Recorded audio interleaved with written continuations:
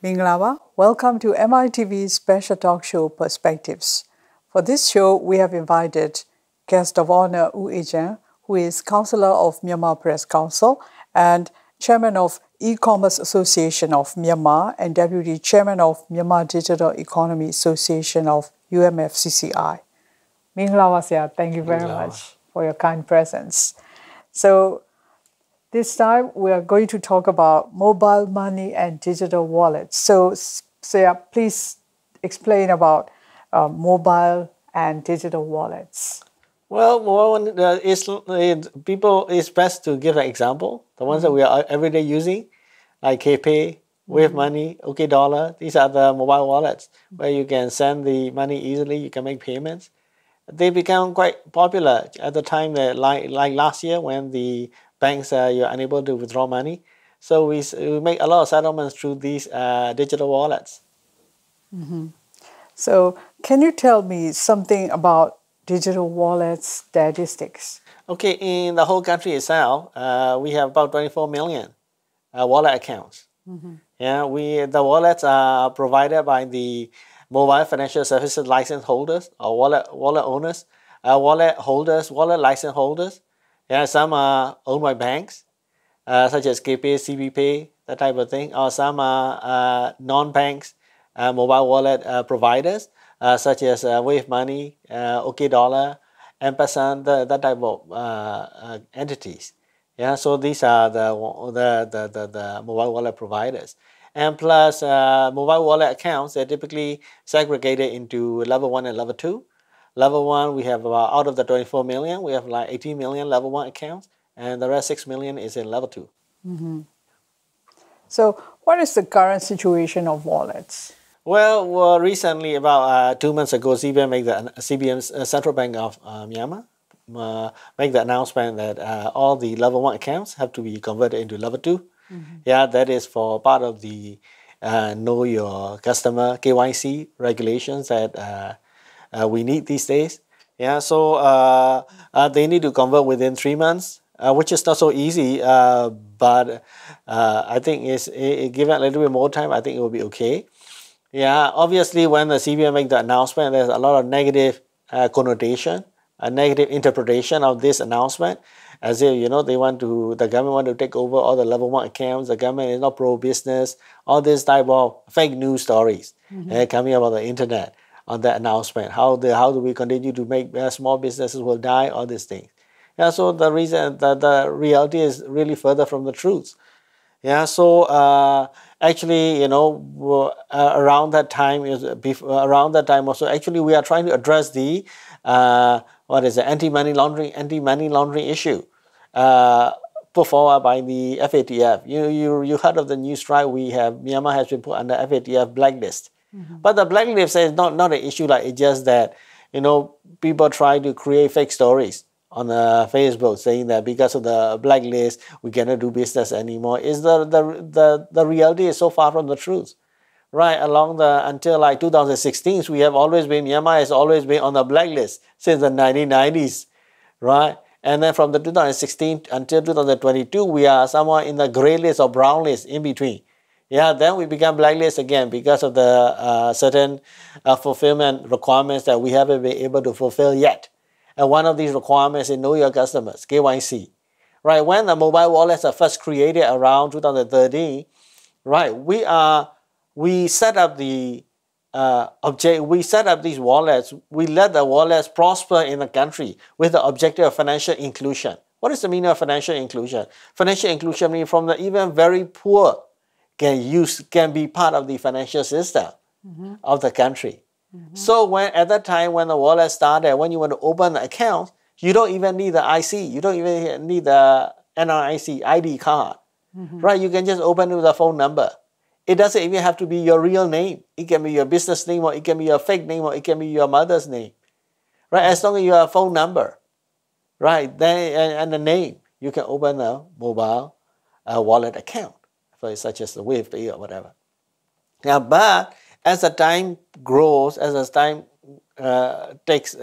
time proceeds, right, the FATF as well as the BIS, Bank of International Settlement, they impose certain rules that you need to have know your customers requirement. You need to know your customer means who is the wallet holder. The wallet holder has to be the real person who actually has the entitlement to the money in the wallet. Yeah, so that digital wallet. See, with that requirement, right, then the government has to implement that. So the implementation means you cannot just have the wallet account with just a fake phone number and fake name. You need to be a real person with a real name that match with a real phone number.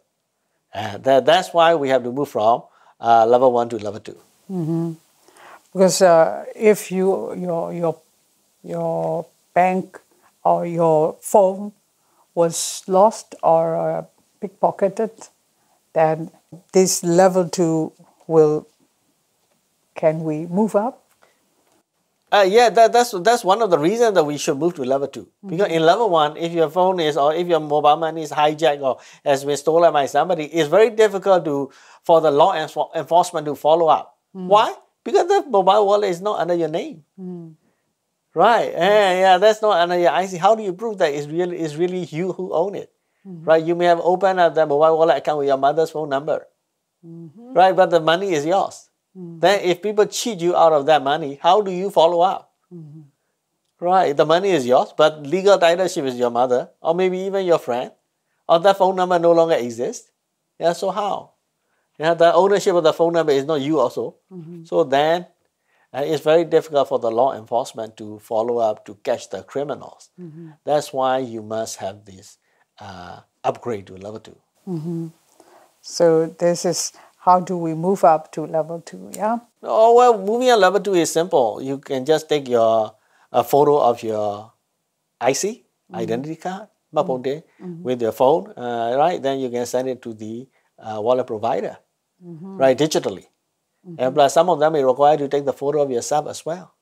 So then that's the only requirement to move on to level 2. It's quite easy. Yeah. Obviously, the primary objective is fraud prevention, and the other one is we need to move up to we need to get out of the blacklist. Yeah, that will be the part of the objective. And plus, everywhere nowadays we need KYC, know your customer regulations, plus eKYC, electronic wallets also. We need eKYC, what we call. So what happened if not converted to level 2? Yeah, because if you look at the statistics, even the top 3, KPay, WavePay, and OkDollar, they themselves is already comprised of 75% of the 18 million level 1 account. So we don't need to do a lot. Once you tackle this big 3, we is already covering a lot. Obviously the question that you asked, what happened to the accounts that are not converted, is one of the key public concerns. They're asking what happened. CBM expects at least 75% of the accounts will be converted into level 2. Because at the end of the day, you see, if you do not care about your account and your own money, who else will care, right? So that's why you should convert, right? So, but the point is, even if the 95% of the accounts is converted, you will still have like nearly 1 million dormant accounts left, the ones that are not converted. So obviously, these dormant accounts, right, eventually have to be converted. If not, you won't be able to use it anymore. That's not very good. What happened to the money in these accounts? Yeah, obviously, this money, the wallet providers cannot take the customer's money away. So, at the end of the day, the wallet providers, if you are non-bank wallet providers, of course, banks wallet providers, they will follow the banking regulations and the regulations for a bank. For non-bank wallet providers, whatever the money in the wallet, they have to keep the equivalent amount in the trust account with their partner bank. So it's quite strict regulations are. You cannot just take that dormant account money. So whatever the dormant account is the same as the dormant accounts in the banks, right? Whatever in your bank account is not touched for so many years, so it will be there, right? So eventually you have to convert to level 2. Having said that, right, even if each dormant account has $10 on average outstanding balance in the wallet, So you have 1 million, mean there's a 10 million dollars outstanding in these accounts. And some more, at the end of the day, you will also realize that the wallet accounts, nobody pay interest on them, right? We just give the money there. So even if each wallet account has $10 inside, we have 24 million wallet accounts in the country. So it's about $240 million that doesn't earn any interest sitting in the wallet accounts. Mm-hmm. So what will be the future of digital wallets? Well, the first step is we are moving up to level 2. So that is the first step. That's the future. Almost everybody, in my opinion, will move up because it's a good thing to do. And that is also a way of helping the country to fulfill the KYC, know your customers requirements by international community. That's the first one. The second one is, these wallets eventually will be synced with the SIM cards. Right now, also SIM card registration process is also ongoing by Ministry of Transport and Telecommunication. You need to register your SIM card under your own actual names. The one of the users. So that too can gel. So wallets and SIM can gel. And the final integration will be to gel with the Ministry of Immigration, your ID card. So your ID, your SIM card, and your wallets will be all integrated to the correct person who owns these things. So that is the integration. Plus, the future is that future about inter-wallet integration, which means right now, if you have KPay, you can only send the money to KPay. You cannot send the KPay money to WavePay. So inter-wallet compatibility means, from KPay to WavePay to OK to somewhere you can send it all across. So this thing has been talked about by CBM since 2018. I believe it's going to happen in the near future. So from one wallet, you can send to another wallet. You can send the money, transfer funds to another wallet. So that is the future. Another future somewhere down the road is the inter-country wallet compatibility, with at least within ASEAN level, right? So you can send from the wallet account in Myanmar to money to a wallet in Thailand or in Singapore, perhaps. So that is also the future of the wallets. That is provided that you have the full KYC on the wallet. KYC means the owner, the actual owner, the beneficial owner, and the SIM card owner, the ID all meshed together. That will be the full KYC. So it's amazing if all are well connected, integrated. So can you think about the future for this kind of integration? In terms of I want to talk about in terms of the economic contribution. The wallets will continue to stay. The wallets will continue to be popular despite all these forced conversion from level 1 to level 2, because people have gotten used to the wallet a lot and the ease of the transaction, doing transactions over the mobile wallets. Because if you just look at the dollar and cents and the transactions volume, in 2021 alone, there are about 700 million wallet transactions. The total transaction value is about $21 billion. That's 2021. So that is like, if you talk about value, it's about 1/3 of the Myanmar economy. Right? Obviously, all the transactions are not just, business transactions. It can be transfer payments. Transfer payments are like non-economic activity. For example, your mother cannot work, so you are working, so you send some money to your mother through KPay or WavePay. That is the transfer payments. That is not an economic activity. So also from that figure, we also can find out the average wallet transaction in Myanmar is about $30. Average wallet transaction amount, and the size of the value also represents the significant presence of the gray economy, because 1/3 of the GDP cannot be represented by wallet transactions alone, right? So a lot of gray economy, a lot of transfer payments involved. That's why the wallet transaction volume, not the volume, the transaction value is about 21 billion. But to see whether the wallet is going to slow down or not, in 2022, if you just look at the first 9 months, transaction volume is already 680 million. It's reaching the whole year volume of 2021, which is 700 million. In terms of value, the transaction value total is about 18 billion. Wow. Last year 2021 was 20 billion, but last year is a full year. This year is only 9 months. This year is not done yet. 9 months is already reaching the last year figures.